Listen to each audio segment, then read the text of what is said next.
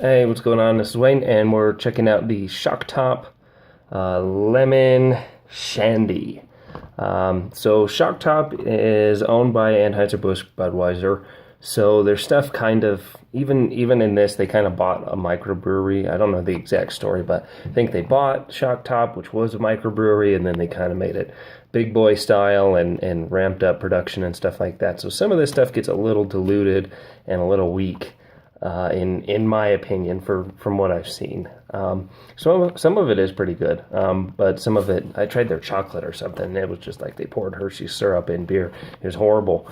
But this one here is actually, it's 4.2%, and let's read their little thing: Belgian style wheat beer brewed with spices and natural lemonade flavor added. So that's kind of the beef that I have with them, is they add that flavor after the brewing process, it seems, or whereas a lot of other companies like Dogfish Head or Sam Adams are really trying to put the flavor into the brewing process to get it to show up that way. But it's a much more costly procedure and much more difficult to do, and probably takes quite a few batches to get it right, whereas you can brew this and then just add that lemonade flavor. However, on this one, I actually like it. I actually do find it quite refreshing. Probably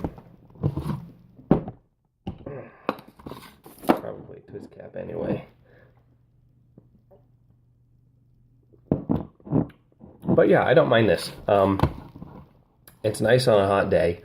Probably couldn't have, too many. It would kind of, I don't know. You would just get sick of that lemonade flavor, but 2 or 3 on a hot day, man, pretty good, actually.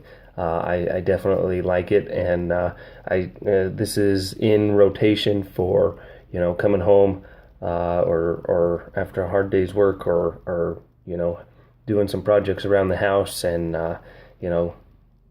get done with your work for the day, and it's hot outside. Something like this is definitely nice to have. So for more information, check out the website below.